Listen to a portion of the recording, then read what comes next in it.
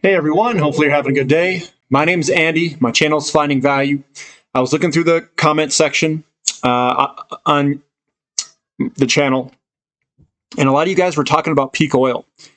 And it's been a while since I've actually heard peak oil used. And some people were speculating on peak oil actually being in the rearview mirror versus still in front of us. I don't know when the peak's going to be.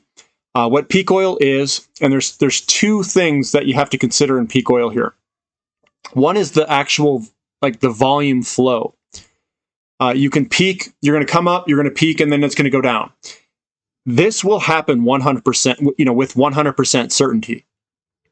It's the question is, why did it happen? Was it demand driven or was it supply driven?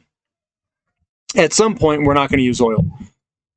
If it's supply driven, then we're going to have probably some problems because we are going to be forced to move to something else. And oil is a very high energy return on investment fuel type. And what that means is that we expend little energy and get a lot back. The problem is on the backside, and what everyone says, price will solve everything. Well, I don't think it will. Prices are going to rocket, and they think that we'll get more oil based off of price, but it's not based off of price. It's based off of energy return on energy invested. It's physics and thermodynamic limitations. We're not going to dump in more energy than what it takes to get out. We're not going to dump in 1 barrel of oil and only get 2 barrels back. It's not worth the efforts. And price doesn't matter at that point. It's energy return on energy invested. Now, a lot of people are talking about peak oil and the volume flows. What you really need to look at is net energy to society, which peaks far faster, far greater to society than what most people think. So you're going to have technology battling the losses of energy to society. We're going to have to become more efficient. And it's going to have to be absolutely at ridiculous speeds. If we want to basically avert this problem in net energy use from oil, if we want to avert it completely with no impact to society. I do have something in the background here. I'll talk about it right now. What this is peak oil, and then the net energy is the gray. And we can see that net energy declines quite more rapid than the actual volume flows of world crude oil production. And this on the right-hand side is energy used to get energy. And in 1930, oil, basically you just expend 1 barrel of oil and you get 100 barrels back in energy used to society. Over time, as we continue to exploit all of the best oil wells or deposits in the world,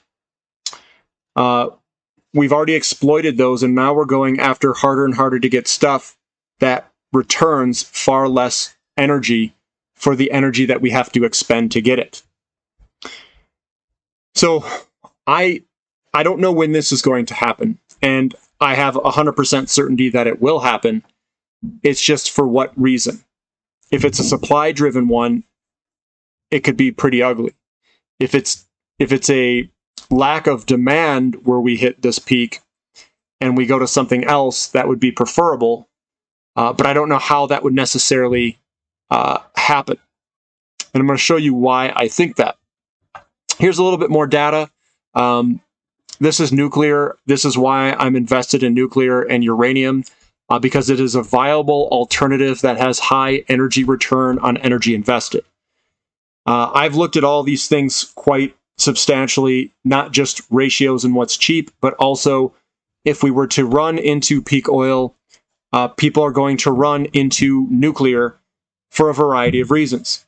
One of the reasons is for energy return on energy invested. Another reason is if you have copper shortages, or if you have energy shortages where you have mineral shortages, you're going to be building probably nuclear power plants over everything else because they are concentrated areas where you can get a lot of energy back in a very small area. So you can use the least amount of materials and get the most amount of energy for everyone. And nuclear would be a solution. The problem with solar and wind is that they're scattered everywhere, and they are incredibly mineral dense options. So if minerals in the ground have a barrier, but the barrier being earth and energy. So if energy becomes scarce and earth is between you and that mineral, you're going to have to expend copious amounts of energy to get those minerals out of the ground. If energy becomes scarce and you don't have the energy to actually get the minerals, now you're going to ask yourself, well, one, we're gonna divert all environment, or I should say, emissions problems away. Coal's going to come back with vengeance, and we're going to hopefully adopt more cleaner solutions like nuclear. And if minerals become extremely scarce, we're going to have to consolidate things where we have one power plant, one line running to it, and start consolidating things. If that were to happen and we wanted energy. Another problem is I've got copper ore grade. Ore grades are declining over time. We are now in this section between 0.25 and 0.5%, I would say. And maybe we get to 0.6, 0.7, 0.8, depending on where it is. But the majority of ore grades are falling down here.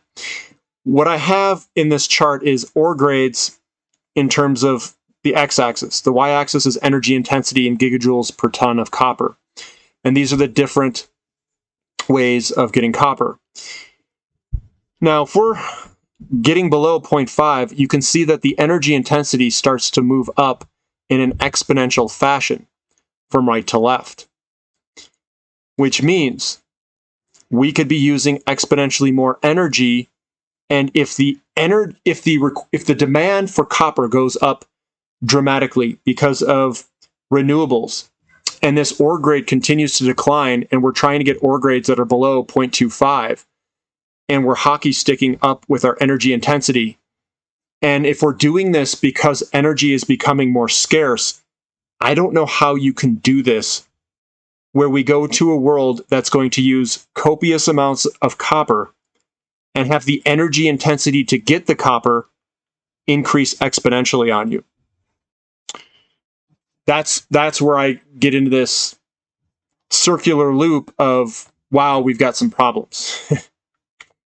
This is just looking at total energy and time, and we're looking at tons of copper. What we're seeing is it's taking more energy over time in gigajoules to get tons of copper out of the ground.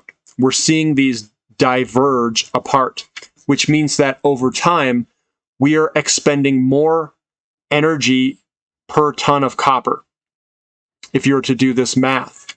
And it is starting to increase and basically diverge itself greater and greater. Now, this is the model production in million tons per copper. I don't know if this is with unlimited energy as an input, but right here it's about 2031 that we hit peak copper extraction. That's the estimates. And then you can see the demand trying to exceed it, and then it can't because it just isn't there, and we're going to have to substitute away from it or do something different. If energy is the driver, this could happen very soon. We might hit a peak over here, and we just can't get it out of the ground at a price that is cheap. And this is another reason why I like royalty companies, because they can have the copper, and if energy starts to go up and goes funky, if they want that material, they have the material, they just have to figure out a way to get it. And energy is not an input, and the price would go vertical. We would just have to figure out a way to get it. So here's a platinum mine. I'm just doing platinum too. Platinum mine production by country. You could see an obvious huge run up here. And this is with basically energy being cheap already. And we're declining in platinum production over time already. 2006 was the peak year. And South Africa is the one that's really declining here. And this is with cheap energy. I can't imagine if energy prices were to go up, what this would do to the chart.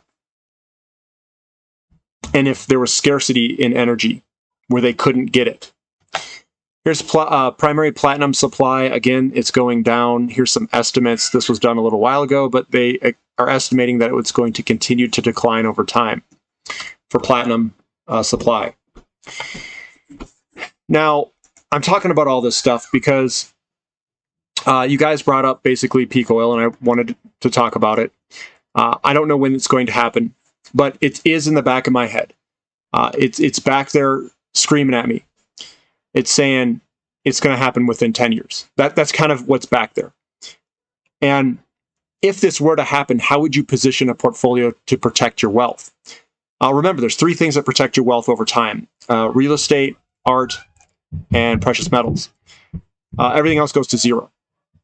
So a scenario where oil goes short, what I'm thinking, and you guys, I'm just throwing stuff out there. This isn't like a recommendation. It's nothing. Physical metals should do very well because you have it in your hand. It was extracted. You bought it at cheap ratios. You bought it with cheap energy. Everything was cheap. Metal outside of the ground in your hands is going to be more valuable than metal in the ground, obviously. And I think prices are going to skyrocket. You're probably going to see nationalization of assets, nationalization of oil wells, probably when all this goes down. So what you have in your hand is going to be incredibly valuable, especially if it provides great utility to society.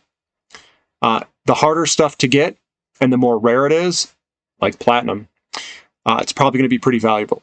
That's my guess. Silver is going to be another one because the utility, I think, is the second greatest of all the commodities, first being oil.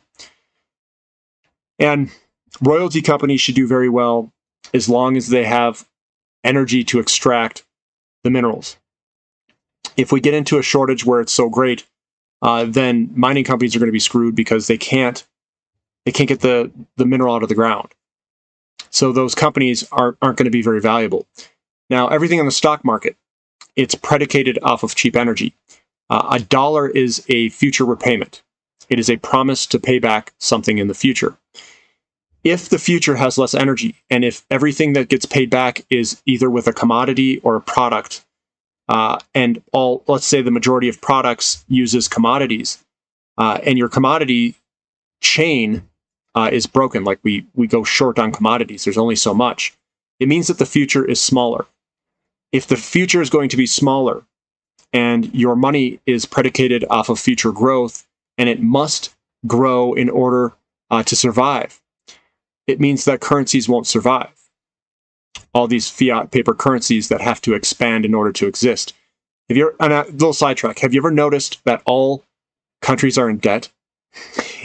Because that's the function of the currency, the way it's designed. How could all these countries be in debt? You'd think someone would have this huge surplus or something, and all these other ones would be in debt. But they're all in debt. That's the way the currency system functions. Now, if all these currencies go to zero, then what's going to store your value? What's going to protect you from this kind of whatever you want to call it, bad outcome, energy scarcity, peak oil, whatever it is. And I don't know if peak oil in its entirety, maybe it has to be multiple energy sources that peaks before this type of scenario happens. But I've thought about this quite a bit, and that's why I own royalty companies. That's why I own physical metals, in those, and oil companies, and all these other things. I don't think a solution like electric vehicles or renewables could replace oil, because the mineral density, just how much minerals they take in order to do it, is so great that I don't know if energy becomes scarce, how do you kick off the greatest commodity mining boom that you've ever seen in your life? I don't know.